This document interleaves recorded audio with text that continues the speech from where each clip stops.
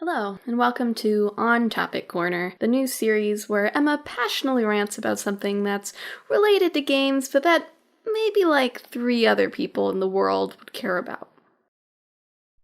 Okay, maybe that's a pessimistic estimate in this case.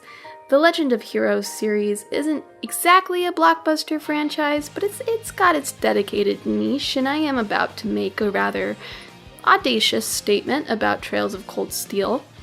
But still, it's a game that's a bit too obscure and a topic that's a bit too specific for it to be worth getting this deep into. And yet, here I am, in my corner, getting into it. Speaking of which, big spoilers for Trails of Cold Steel coming up. I've pretty flippantly spoiled some stuff on recent episodes of the podcast, but to be honest, I don't think this twist should come as much of a surprise if you possess basic knowledge of tropes and the English alphabet, but you know. Anyway, Trails of Cold Steel would have been a stronger game from Crow's perspective, and here's why.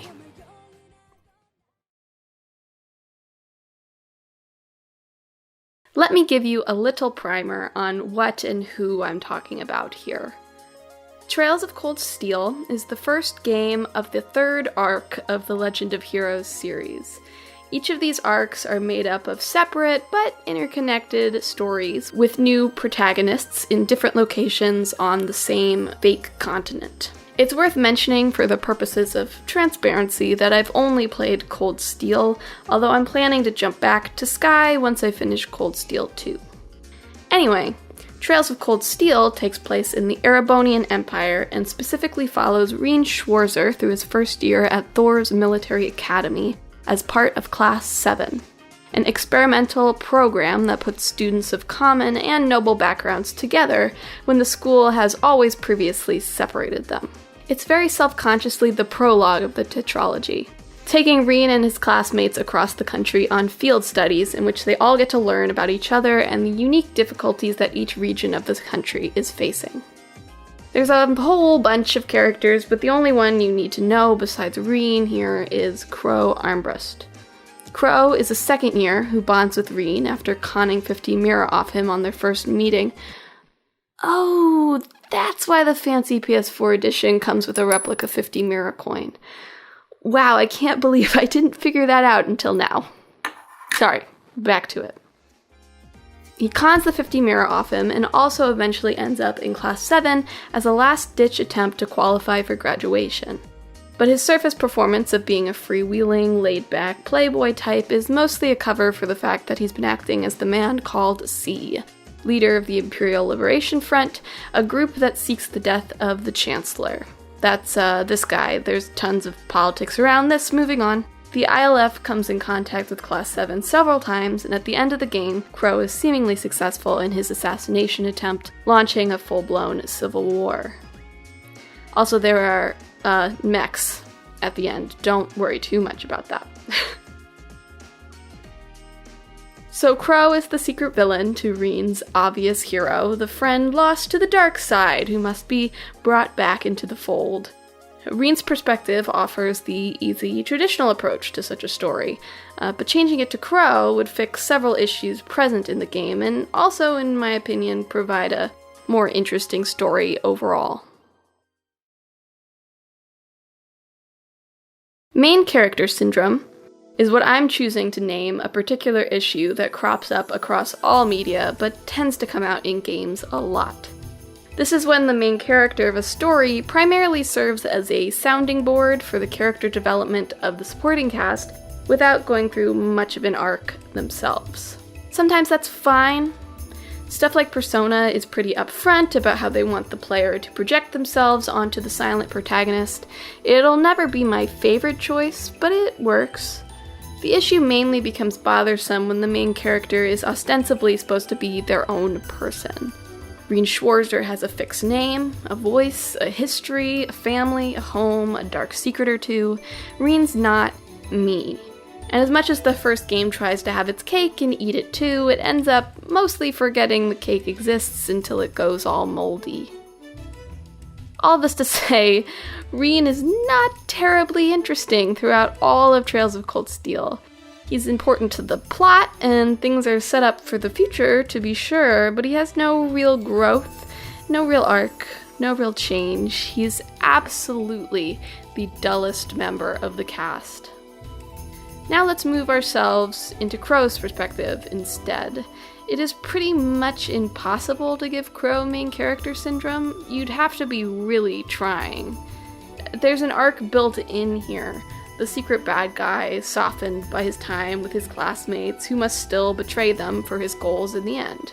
Every time one of Class 7 would give him their tragic backstory, or even just, tell him a joke, there'd be two reactions, the external reaction from Crow and the internal reaction of the C. As his classmates grow, he'd be torn between being happy or proud and the need to reassess their threat levels. Every nice moment he shares with them is a good memory that he knows will inevitably become bitter. There's an inherent conflict there that makes Crow's headspace automatically more engaging to occupy than Rean's from the get-go. Plus, it would all feed into the ultimate resolution of this prologue. The Crow reveal worked for me in Cold Steel for two reasons, neither of which was because it was a shocking or even particularly clever twist. One, it was surrounded by a whole lot of chaos that was surprising. The predictable Crow reveal kind of served as a cover for surprising you with everything else. And two, I had become attached to his character over the course of the game. I started attending all his bonding events after I guessed he was C to see if I could confirm my theory somehow. I even did the final bonfire event with him, which... I hate this game. And so, even knowing what Crow was going to do, it did get an emotional reaction out of me when there was the big mech fight and he threw Rean's words right back in his face. Let me give you one final word of warning. If you're still thinking we're some sort of partners in crime or buddies or whatever, you should stop deluding yourself. You bitch. But that emotional impact likely wouldn't come across for all players. After all, I went out of my way to hang out with Crow through the whole game.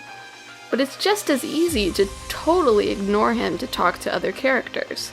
And if Crow's not the person Rean is closest to, I'd have to think that it would kind of undercut some of the oomph here. But if you switch the perspective to Crow, well, technically it doesn't matter which classmates you spent the most time with. You're betraying all of them in the exact same way. That being said, adding some emphasis to the relationship between Crow and Rean would be a good idea, since this version of the game would still have you switch to Rean's perspective for Trails of Cold Steel 2. Rean is someone that Crow loves. That's in the text, regardless of how you want to interpret exactly what kind of love he means here.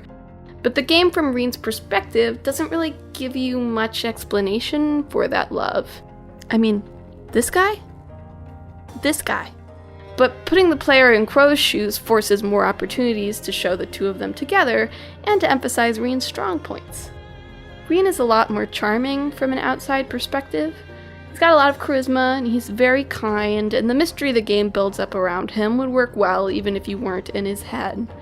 Even if you changed the structure of the game so Crow is the one doing Toa's grunt work each month, I think it'd still be compelling for Rean to be in charge of the old schoolhouse and all its weirdness. You'd have to make both Crow and Rean required party members for those sections, but hey, built-in bonding time. Building Rean up from Crow's perspective as the person who he cares about the most among all the Thor's students. Again, I think that this is there in the text already, considering it's the one relationship that he doesn't manage to tie off with a neat bow. That would make the start of Trails of Cold Steel 2 much more compelling. I was bewildered. I was impatient.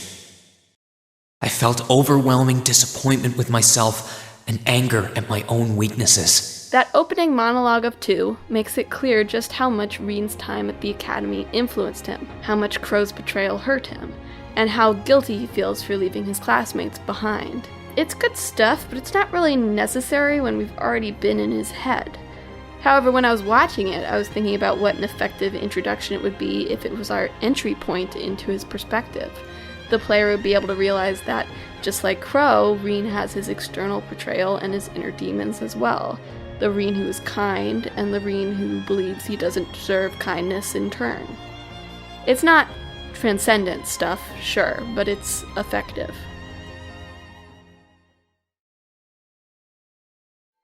So, picture this. You're watching everything play out through Crow's eyes.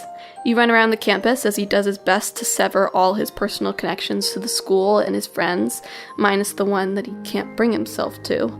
Maybe the game adds a few events with Class 7 members in addition to his second-year friends, Toa and George. You run him to the station to catch the train to Heimdall. He puts on his sea outfit, gets set up on the roof with his sniper rifle, and then aims it at the Chancellor's heart. You listen to the Chancellor's warmongering speech with him. Maybe Crow is thinking about what he has to do, or wondering how his classmates will react, or maybe he just listens. And then you get to the line that means Crow is supposed to shoot. Go finish your speech in hell. The camera follows the bullet on its path, and the player gets to see a bunch of memories with all the other members of Thor's shatter as the bullet makes its way through them. Talks, fights, jokes, the festival performance, and the last one is Rean, refusing to let Crow off the hook for the money he owes him. But even that memory can't stop the bullet. It hits the Chancellor right in the chest, and there's no going back.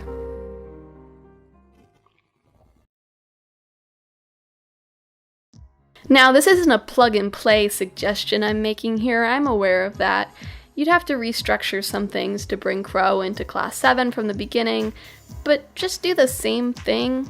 He failed last year, and Class 7 is a chance for him to graduate on time. He's already friends with Toa, so helping her with her work every month isn't so far-fetched. You'd have to figure out how to do the C transitions, but I mean, they already pulled so much BS separation stuff that a little more isn't going to stretch my suspension of disbelief. And even in Crow's perspective, you could hold certain information close to the chest. They definitely did that with Rean. You'd still be sacrificing shock value for copious amounts of dramatic irony, and that probably wouldn't work for every player. But hey, neither did the shock value. And you probably would have to introduce the mech earlier.